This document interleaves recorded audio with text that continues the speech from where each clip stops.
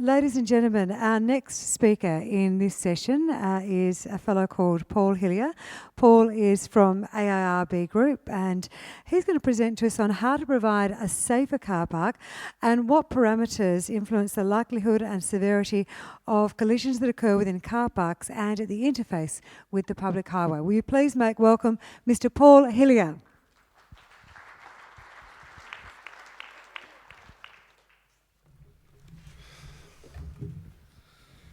Thank you very much. Well, I'll follow that.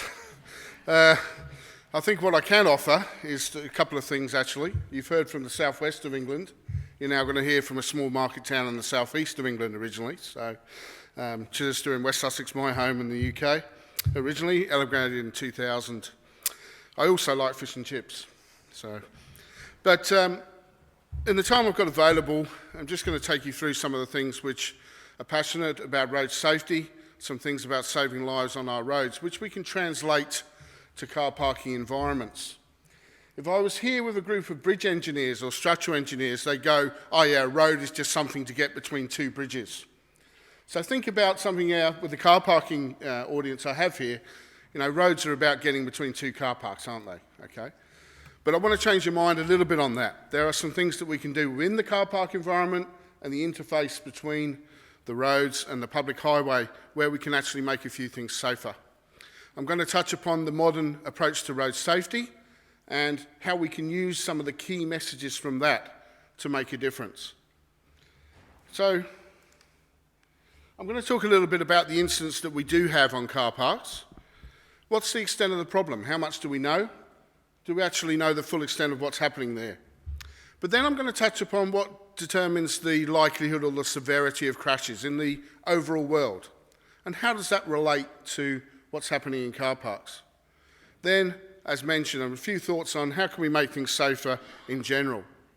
I'm going to be talking fundamentally about off-road parking here, but I'm sure there are a few things which we can talk about on street and things which will relate as we go along. So is your car parked like this?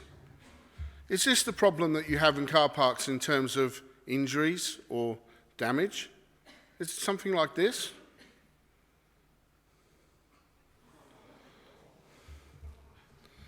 So is that the problem we're coping with? Something which we're happy to look at and go, well, you know, it wouldn't be me.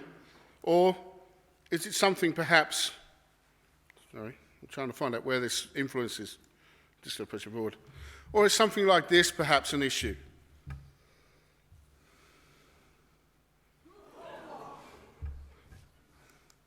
Okay, so what's the problem?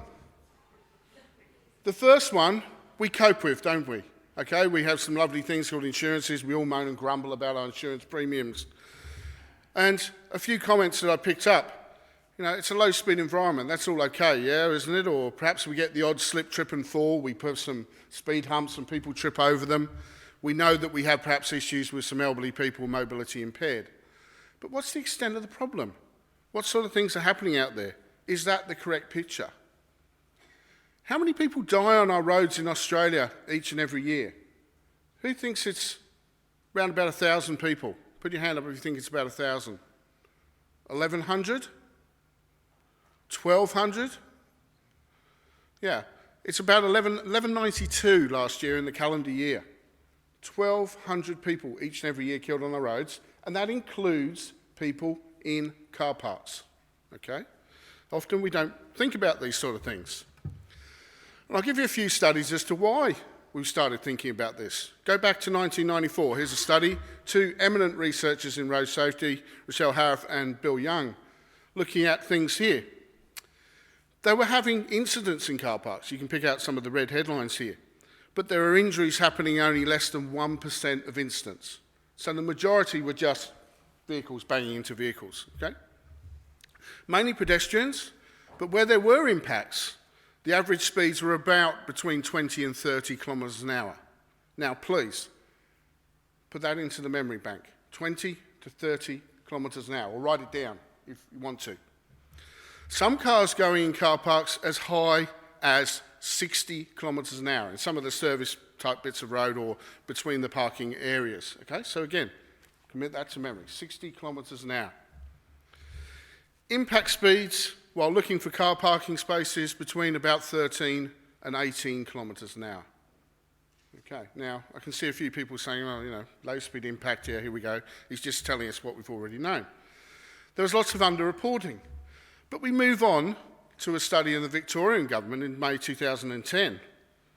There's a wide assumption in their commentary saying that nothing serious happens in car parks.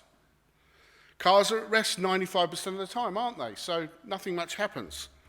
Well, they concluded after the study, talking to eminent people, that there are serious injuries and fatalities. There is huge underreporting of incidents that occur in car parks. Different organisations, different stakeholders, yes, and there's no lead agency collecting all this data together. So what do we have? What does it sew us all up? Well, we've got an under-recognised area in terms of road safety. So please don't, not too many statistics in that, but let's put some flesh on the bones. Because they're workplaces, fundamentally, people working there, people working in the shops and offices and parking people, etc., WorkCover start getting interested in this sort of thing. Their study in 2013 by Safe Work Australia. Customers, workers, business owners, people doing deliveries, people driving forklifts, all of these people are vulnerable in our car parking and our delivery type shopping environments. RAAA, 2014, issued a study saying car parks are at high risk, talking about claims, but again, fundamentally talking about damaged vehicles, because that's their interest, they're insurers of cars. But let's go to Canada, let's see if they were having similar issues, talking about slips, trips and falls. Don't forget, we're still talking 2013, 2014 here. Go to now, and a latest study by BITRE, our national statistical body, looking at childway pedestrian safety. So in a home environment, this has a little bit of relation to what we're talking about in car parks, because they have a category there where they found out that things were happening service roads, premises such as schools, universities, hospitals, as it says there. So the extent of the problem, people are being killed, people are being injured. So what are the parameters? What are the factors in determining whether somebody walks away and goes, oh, that was too bad, but I'm okay? What determines whether somebody's hospitalised? What determines whether somebody's killed in one of these impacts? Well, let me bring up the first and foremost thing, which is very, very relevant. We cannot engineer a totally safe road. There is always risks involved. So I would then like to figure that we can't engineer a totally risk-free car parking environment in terms of transport and traffic. A number of people will tell you that they can. If we stick to engineering standards as they apply, then we will come up with a safe outcome. A safe outcome. But working to standards is no guarantee. It's not an automatic guarantee. So I want to start from that position. What we have now in our road safety sphere is we have an approach that we call the safe system approach. Now, I'm sure you have heard of one component of that where people are talking about towards zero. And as you can see, there's the Western Australian counterpart of that there, towards zero. So what it is saying is fundamentally we are about reducing the number of people killed and seriously injured on our road networks down to zero. Now, those of you thinking ahead, thinking, well, does that mean we take our eye off the ball in terms of some of these damage-only and injury-only incidents? Well, no. Okay, we still keep our eye on the ball, but fundamentally we're about making a huge difference. Let's get rid of these killed and serious injury crashes. We will understand that people make mistakes on our roads, and we will start building that into our thinking. No longer are we just going to blame the road user and say, oh, damn road user, we can't do anything to help them. So we need to be thinking about what they're going to do. What mistakes are they going to make? And if they are going to hit something, please can it be more forgiving? We also know that humans are fragile things. Humans are only certain tolerances to injury at certain speeds. Once speeds get up too high, then the outcomes become inevitable. People are killed and seriously injured at low-speed environments. I'll back that up with some statistics in a moment. So fundamentally, what we have is we have some thinking about providing safer roads and roadsides, safer speeds, safer vehicles, safer road use. And if something happens, what about our post-crash response, our incident response? How do we care for people? How do we do this triage? How do we do this getting people off to hospital? And our answer, we're finding, comes from all of those pillars. We can bring in elements of all of these things to work together. What I'm going to talk to you now, though, is fundamentally about this safer roads and roadsides element, the infrastructure, if you like. Yes, some of the things I'm going to show you need to be backed up with enforcement and other things to work along with them. I've talked about what parameters make things fatal or make things serious crashes, and people often bring up luck. Now, I'm not a huge believer of luck. I investigate lots of crashes, and part of my role is looking at the chain of events, the causal factors. And people often say you can take one of those chain of events out and the accident might not happen, or it might not be quite so severe. And to me, thinking just about luck means that people forget about responsibility. They forget about accountability for things that can happen. When you look at a road environment where there's been a fatal crash or a serious crash, you can nearly always link things back to a policy or a decision or a budget or a program of works that people have had. Similarly, what about people? What about the role they play in their own crashes, their own demise? Surely it's not all about luck. Okay? So I'm not a huge believer in luck being one of the parameters. What we can do, though, is adopt a risk management type approach. And again, without getting too mind-blowing and too heavy on it all, it's about exposure. It's about the people using that particular system. It's about the likelihood. How likely is an incident to occur? And then it's about the severity. Is that crash going to be fatal, serious injury, damage only, or light or serious, slight injury to a particular person? And that's why we assess sites. And we work from the bottom up on that. We look at the traffic volumes, we look at the type of traffic, we look at the road users, the length of the roads, the geometry of the roads, those sorts of things. But then, fundamentally, we focus in on these things, which determine whether things are severe or not. And that tends to be speed, it tends to be impact angles, and it tends to be what roadside objects and protection are there. These are our key ticket items. Now, it's a little bit amiss of me, but I'm going to focus in on those three real things of what I'm going to be talking to you about and showing you more of in a second. So please remember, we're taking a holistic or a systematic approach to this all, but I'm just going to be giving you that snapshot, focusing really on those vision zero parameters. What is killing people? What is leading to people being seriously injured in our road environments? What sort of things can we do to break that chain? Well, segregation. Straight away, we eliminate conflict points. We reduce the certain types of risk.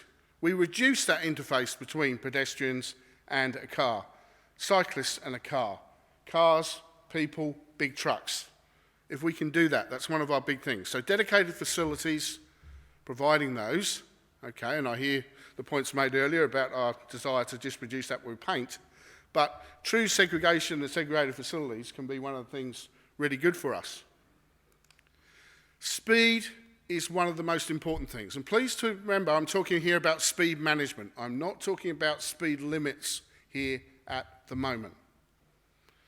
I talked about human tolerance to injury, and this is where it's linked in. If any of you remember back to your high school physics there, we have here the formula for kinetic energy. Okay, so something's moving along, it has a kinetic energy. But please note the terms in that. V, which is the vehicle's speed or velocity, it is a squared term. So that makes a huge difference to the amount of kinetic energy. As soon as the speed goes up, we have that squared term. M is the mass of the vehicle, and I'll talk about what happens or the implications of that in a second. Perhaps the easiest way to represent it is looking at the aftermath of these two crashes here. Exemplar vehicles, they are fundamentally the same vehicle. They have both hit a rigid concrete wall. One is hit at 100 kilometres an hour, one is hit at 60 kilometres an hour. 60 kilometres an hour with airbags and various things we have these days just about survivable, with no guarantee, okay, of course. 100 kilometres an hour, the outcome, well, pretty much we know what the outcome is going to be there. But look at the amount of intrusion. Look at the amount of intrusion back into the driver compartment. So, taking on board speed, taking on board kinetic energy, taking on board the tolerance to injury, we started working on survivability curves for impacts. And here you'll see the curves that we started work on, 2005, by a gentleman called Romberg from Sweden.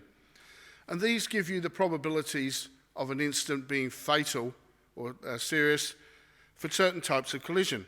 You'll see there a curve for pedestrian being struck by a car, 2 cars coming into a T-bone, a right-angle crash, and then also a head-on crash. And what you're seeing there in the roundels at the bottom are what we called at that time our safe system speeds. If the impact between a car and a pedestrian is around about 30 kilometres an hour, then we would expect people to survive 90% of the time. If you follow that particular curve up, you'll see that it changes very, very rapidly. If you go up to 40 and 50 kilometres an hour in the impact with a pedestrian, then you're working up towards 90 and 100% of those impacts being fatal.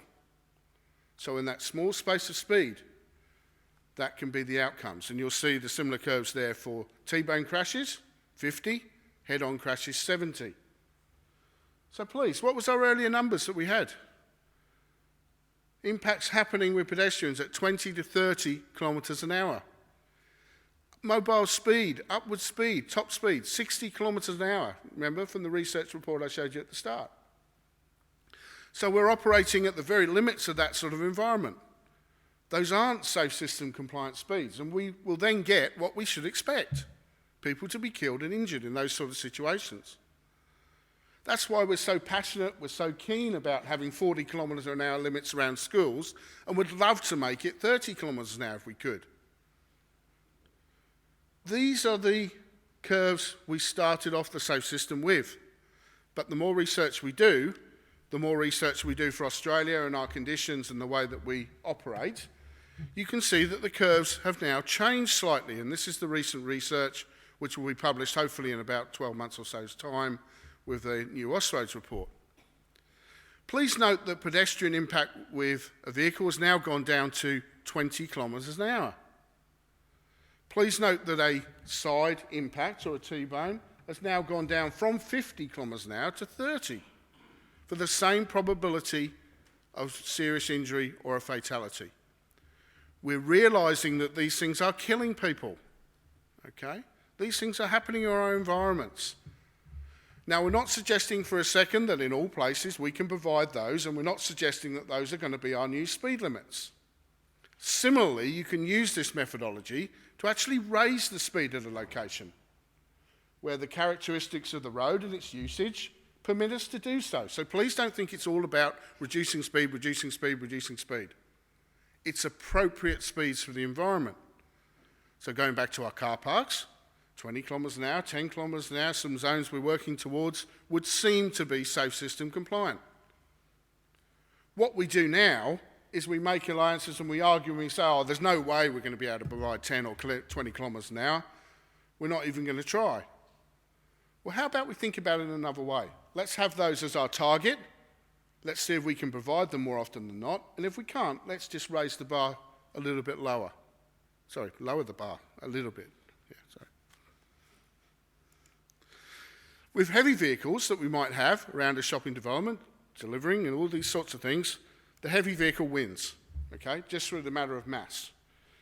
So please don't think it's just about saloon cars. Please don't think it's just about your family car, okay? We need to have a think about those as well. The angles of crashes, again, lots of detail on this. This is a slide from another presentation, but we need to try and avoid those head-on crashes. We need to try and avoid those T-bone crashes as much as we can. And what we find is that where we have impacts where the impact angles are quite shallow, typically around about 30% or so, or 30 degrees or so, they are a lot more survivable. So what can we do? Well, we can try and engineer our roads where there are merge points rather than T intersections, rather than cross intersections. But it's not always going to be easy for you guys in terms of your car parks to be able to do that, okay? You're brought up in an environment and the structures of the car park where you do have a lot of 90-degree angles, etc. So this one may not be quite as easy for you guys. So what can we do? We, as in collective audience here. Well, as I mentioned, we try and mitigate that risk. We try and focus on those things which are going to make a real difference. And as you can see here, same pyramid, but we're now working from the top down. We're working on these things which are going to make sure we have the appropriate speed, impact angles if we can, roadside objects, making sure they're guarded, that they're more forgiving, and that's what we put in, which may be a barrier system, is actually a better solution than what might be in place otherwise. Okay? So, what we must attempt to do, can we eliminate the risk to zero? And as I've already mentioned, are we going to get to zero risk? Well, no. Let's minimise it down as far as we possibly can, reduce it to a level where we're prepared to accept that, what we call our residual risk. If we can't get there in one jump, we often advising now for people to adopt this incremental safety approach that we call it.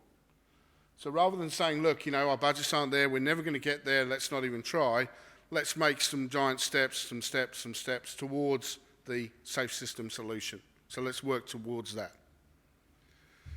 So here it is in a nutshell. What can we do on our public roads? What are we doing now in terms of road safety? What can we do in terms of car parks? Well, take forward those safe system principles. Take forward the conflict point idea. Take forward, can we segregate people? And you're doing some of these things. But let's make sure that these are more consistent, that we have these as more consistent outcomes, or broader outcomes that people are using across the place. There's consistency across where we are. Reducing the energy transfer, again, some of the speeds that we have. Some innovation. I want you to have a real good look at this one, because this is the one that's really going to matter. These are the things which are really going to help you in terms of creating that safer car park, reducing that severity. And they're all about what we call more forgiving designs. Lower impact speeds. Can we get down to those 10 km/h shared zones as a norm, where there are lots of pedestrian involvement, where there are lots of vehicles moving around? It's got to be the way ahead. It has to be the way ahead. Those curves I showed you, I should have mentioned, were for an average person, the so-called average person. We don't have curves for the elderly, for the mobility impaired. We don't have those curves for an 8-year-old child or a 12-year-old child. But intuitively, it's also telling you that the safe system speeds are going to have to reduce a lot more. The new speeds that I showed you are about an average person still. So even 20, even 10 may be too high in certain situations. Impact angles. I'm particularly thinking here about the interface with the public highway. Can we move away from our T intersection? Roundabouts and circulatories are really saving people's lives out there on the roads. They are good solutions. Can we have merges coming out of the car park onto the main run? Can we do these things as a norm? Something I'm just sort of pushing out there. Guarding, anything which is aggressive there in terms of poles, posts, which aren't forgiving. If you have interest in this presentation, if you're in a position where you are planning and designing car parks, please make sure you get hold of the presentation, because here are some things I'm going to put up over the next few slides about reducing likelihood. As I mentioned, this is our fundamental focus. This is our fundamental focus about reducing the number of people killed and seriously injured. These are measures to do with likelihood. There's a number of them. I won't have time. I don't think you need to go through these. But if you're in those positions, there are lots of things there I can recognise. Pick out a few. Minimising distractions, putting in effective barriers and wheel stops. Where do you site taxi ranks, bus stops, drop-offs? All of these sorts of things. I know we consider them, but what I'm urging is please consider them with safe systems in mind. Reducing exposure. There are some ideas there. And please think about other things as well which complete. Do we have a checklist on the safe system or the design? One of the things we would like to do is to get the road safety engineers and the traffic engineers involved in the planning phase of a new car park in terms of the traffic management. We find too frequently that people come in at too late. The big decisions have already been made and we just tinker around at the edges. We need to get the road safety engineers in there, the traffic engineers there as early as possible to look at safe system compliance of that car park. That will give you some confidence that you are adopting the most modern safe system approaches. The safe system approaches that are saving lives all over Europe, bringing them down below what's happening in Australia here.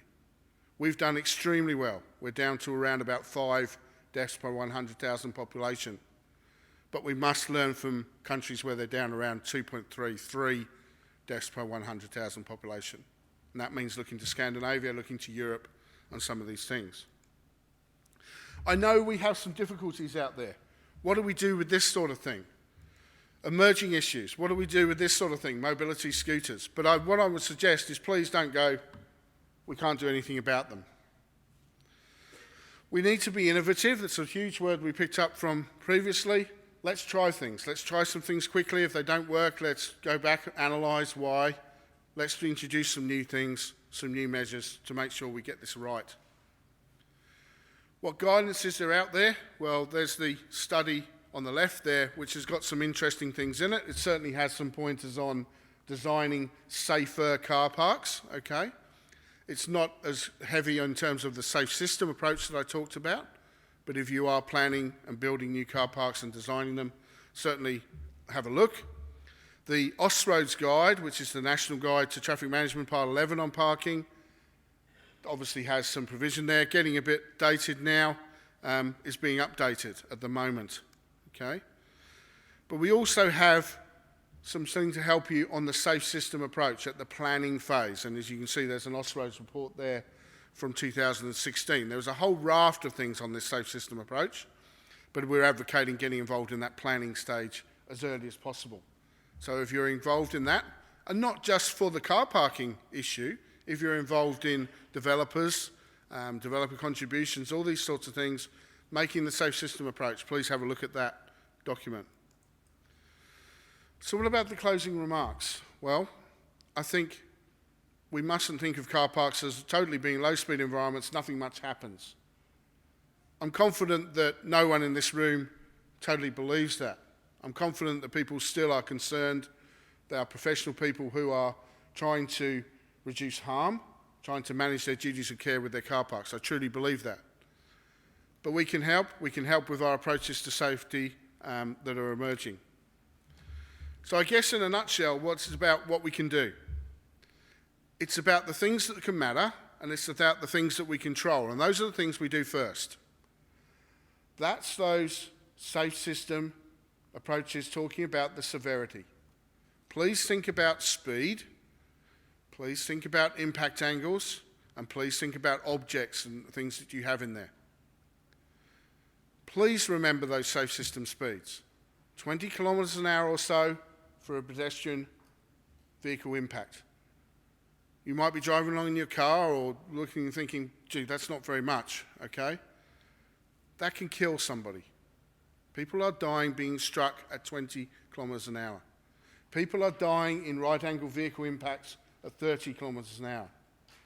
People are dying at head-on crashes at 50 kilometres an hour. So people are pushing the envelope in your car parks. Please think about the enforcement side of it as well. It's not just about putting up a sign. Here perhaps is a bit of a table between what we used to do on road safety to where we are now with the safe system approach. It sums it up really nicely in terms of we're getting away from this victim blaming approach. We're getting away from reducing all crashes. We're focusing on the severe and the fatal injury crashes. We're moving away from being totally risk averse to undergoing risk assessment type approaches and being innovative. I think that's one of the main things. Some of these innovative solutions that we put in place, please can we continue to do that within the safe system principles?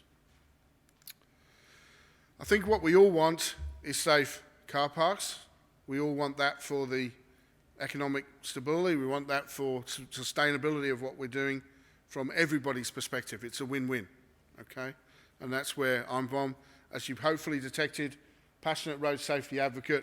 We can work together from the commercial sector, the public and the private sector to make some differences here and reduce the number of people killed. We need to for the national road toll's sake, but also for the patronage of our car parks and our commercial areas.